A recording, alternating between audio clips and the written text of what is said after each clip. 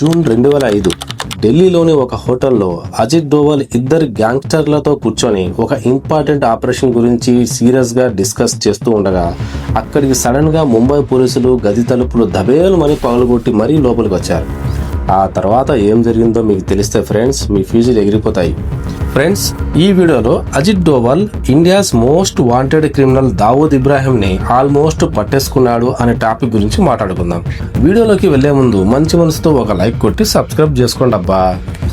1993 ముంబైలో జరిగిన bomb blast లో దాదాపుగా 250 మందికి పైగా చనిపోయారు. అలాగే 750 మందికి పైగా గాయపడ్డారు. ఈ బాంబ్ బ్లాస్ట్ వెనుక ఉన్న master mind Dawood Ibrahim. Mumbai blast తర్వాత దావూద్ ఇండియా నుంచి పారిపోయాడు. పాకిస్తాన్ ఏజెన్సీ ఐఎస్సి సంస్థ ఈ దావూద్ ని కరాచీలో మంచి ప్లేస్ లో పెట్టి బాగా మేపుతున్నారు. అక్కడ ఈ దావూద్ కూడా రాజాలాగా ఎంజాయ్ చేస్తూ ఉండేవాడు. కానీ ఇండియా గవర్నమెంట్ ఎలాగైనా దావూద్ ఇబ్రాహింని మన ఇండియాకి తెచ్చుకోవాలని చాలాసార్లు పాకిస్తాన్ గవర్నమెంట్ కి దావూద్ పై డోజర్ ఇచ్చింది. డోజర్ అంటే ఏంటి, ఈ డోజర్ లో ఏముంటాయంటే దావూద్ ఇబ్రాహిం కి సంబంధించిన పాస్పోర్ట్స్ వివరాలు, ఫోన్ నంబర్లు, కాల్ రికార్డింగ్స్, అలాగే నెట్వర్క్ అండ్ కరాచీలో ఉన్న అడ్రస్లు, వీటితో పాటు 1993లో జరిగిన బాంబ్ బ్లాస్ట్ కి సంబంధించిన పూర్తి సాక్ష్యాలు ఉంటాయి. కానీ పాకిస్తాన్ వాళ్ళు బాగా తెలివిగా ఆలోచించి దావూద్ మా దేశంలో లేడు, అలాగే మీరిచ్చిన కరాచీ అడ్రస్లు అన్ని ఫేక్ ఉన్నాయని చెప్పి రిజెక్ట్ చేస్తూనే ఉంది.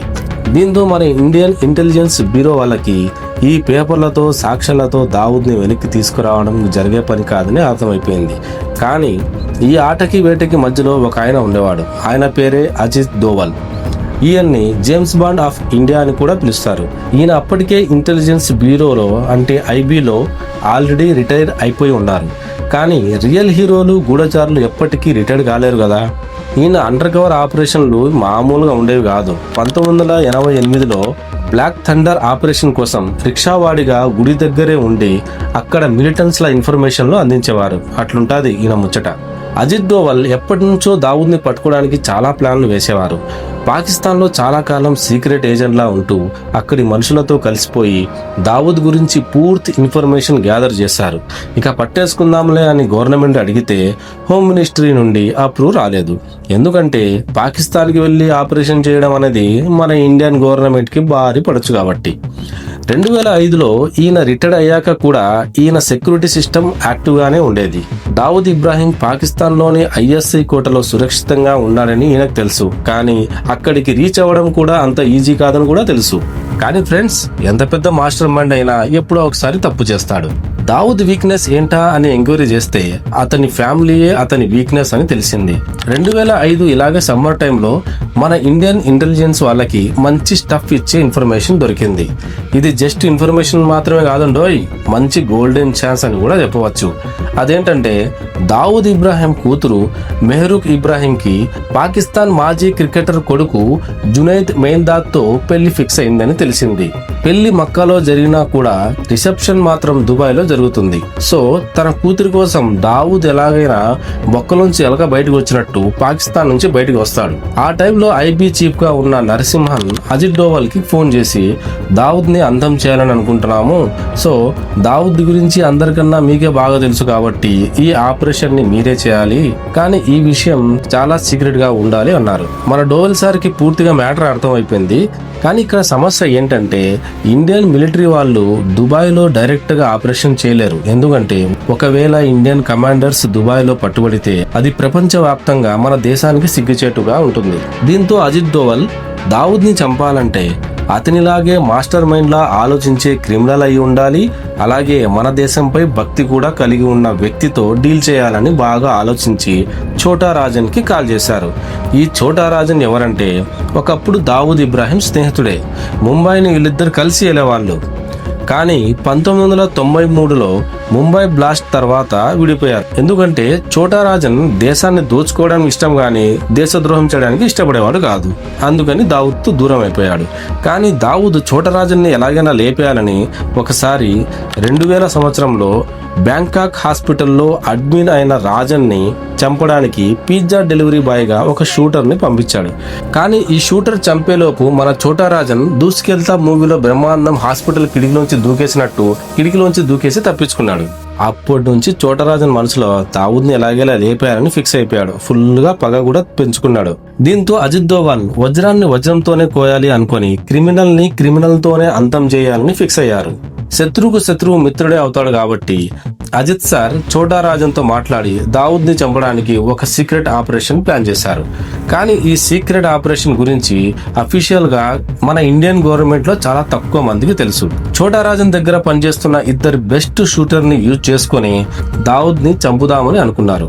ఎందుకంటే ఒకవేళ ఈ షూటర్స్ ఆపరేషన్ లో ఫెయిల్ అయ్యి పట్టుబడినా కూడా రెండు గ్యాంగ్స్ ల మధ్య గొడవ జరిగిన గ్యాంగ్ వార్ గా ప్రకటించి ఇండియన్ గవర్నమెంట్ పైన ఏ మచ్చ రాకుండా సేఫ్ గా ఉండొచ్చని ప్లాన్ చేశారు. ఇంటెలిజెన్స్ బ్యూరో చోటా రాజన్ తో మాట్లాడి ప్లాన్ మొత్తం చెప్పాక చోటా రాజన్ కూడా ఈ ఆపరేషన్ కి పూర్తిగా సిద్ధంగా ఉన్నానని చెప్పి తన ఇద్దరు షార్ప్ షూటర్స్ విక్కీ మల్హోత్రా, ఫరీద్ తనాషాని పంపించాడు. వీళ్ళిద్దరిని ఒక చోటుకి తీసుకెళ్లి 3 వారాల పాటు బాగా ట్రైనింగ్ ఇచ్చారు. అండ్ దుబాయ్ లో గ్రాండ్ హయాత్ హోటల్ కి దావూద్ పెళ్లికి వస్తాడు. ఎంట్రీ అవ్వకముందే షూట్ చేయాలి, అందులోనూ హోటల్ ఆపోజిట్ బిల్డింగ్ నుంచి మీకు క్లియర్ షాట్ దొరుకుతుంది అని చెప్పారు. అందుకోసం సైబర్ ట్రైనింగ్ ఇచ్చి దుబాయ్ వెళ్ళడానికి పాస్పోర్ట్లు కూడా రెడీ చేసి ఇచ్చారు. 2005 జూలై 23న రిసెప్షన్ కావడంతో ముందే దుబాయ్ కి బయలుదేరాలని ఆ ఇద్దరు షూటర్స్ ఢిల్లీలో ఉన్న ఒక హోటల్లో దిగారు. ఎందుకంటే ఢిల్లీ నుంచి వాళ్ళకి ఫ్లైట్ కాబట్టి. వాళ్ళతో పాటు అజిత్ డోవల్ కూడా అక్కడే ఉన్నారు. చివరి రోజు కాబట్టి వాళ్లకు మంచిగా బ్రీఫ్ ఇస్తూ ఉన్నారు. ఇండియా మొట్టమొదటిసారిగా కొత్త వ్యూహం చేసి వీళ్ళిద్దరిని అక్కడికి పంపిస్తుంది. అనుకున్నది అనుకున్నట్లుగా జరిగితే ఇక దావూద్ అంతమైనట్లే అని అనుకున్నారు. కానీ అంటుంటారు కదా ఫ్రెండ్స్, మనం ఒకటి తెలిస్తే విధి ఒకటి తెలుస్తుందంట. అదే టైంలో ఆ హోటల్ దగ్గరికి ముంబై క్రైమ్ బ్రాంచ్ టీం చేరుకుంది. ఆ టైంలో ఈ టీంకి హెడ్ గా ఉన్నది ఎవరంటే డీసీపీ ధనుంజయ్ కమలాకర్. అసలు ఈ టీం ముంబై నుంచి ఢిల్లీకి ఎందుకు వచ్చారని చూస్తే ముంబై స్టేషన్ లో ఒక బిల్డర్ ఇచ్చిన కంప్లైంట్ లో ఈ విక్కీ మల్హోత్రా పేరు ఉంది. విక్కీ మల్హోత్రా ముంబైలో చాలా మంది బిల్డర్స్ ని బెదిరించి డబ్బులు వసూలు చేసేవాడు. అలా అతనిపై కంప్లైంట్ రాగానే ముంబై పోలీసులు అతన్ని పట్టుకోవాలని ఫోన్ ని ట్రాప్ చేస్తే ఒక ఫోన్ కాల్లో ఎవరినో చంపబోతున్నారని ముంబై పోలీసుకు అర్థమైపోయింది. 2005 జూలై 18న ఢిల్లీలో హోటల్ బయట పోలీసుల బండ్లు వచ్చి ఆగాయి. మన అజిత్ సార్ ఏమో లోపల హోటల్ రూమ్ లో వాళ్ళిద్దరికి మంచిగా బ్రీఫ్ ఇస్తూ ఉన్నారు. ముంబై పోలీసులు రిసెప్షన్ లోకి వెళ్లి రూమ్ నెంబర్ తెలుసుకొని డైరెక్ట్ గా రూమ్ తలుపులు బద్దలు కొట్టుకుని లోపలికి వచ్చారు. రూమ్ లో కాసేపు పోలీసులకు అలాగే ఇండియన్ రిటైర్డ్ గూఢచారికి మధ్య వాదనలు జరిగాయి.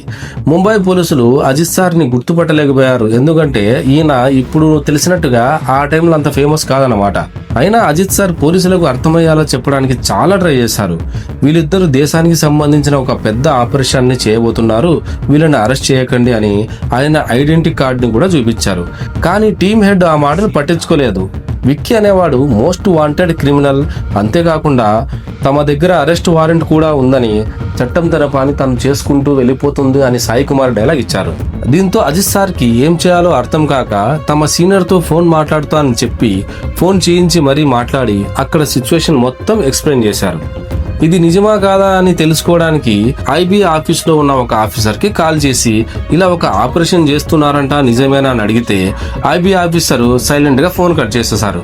ఎందుకంటే ఆ ఆపరేషన్ గురించి చాలా మందికి తెలియదు కదా, అంత సీక్రెట్ గా పెట్టారన్నమాట. ఇక ముంబై పోలీసులు అజిత్ సార్ మాటలు లెక్క చేయకుండా ఆ ఇద్దరు షూటర్ ని అరెస్ట్ చేశారు. వాళ్ళ దగ్గర ఉన్న పాస్పోర్ట్లు అలాగే గన్స్ అన్ని రికవర్ చేసుకున్నారు.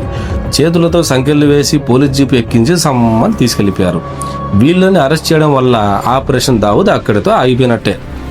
12 సంవత్సరాల తర్వాత వచ్చిన అవకాశం అలాగే కొన్ని నెలల కష్టం మొత్తం వృధా అయిపోయింది.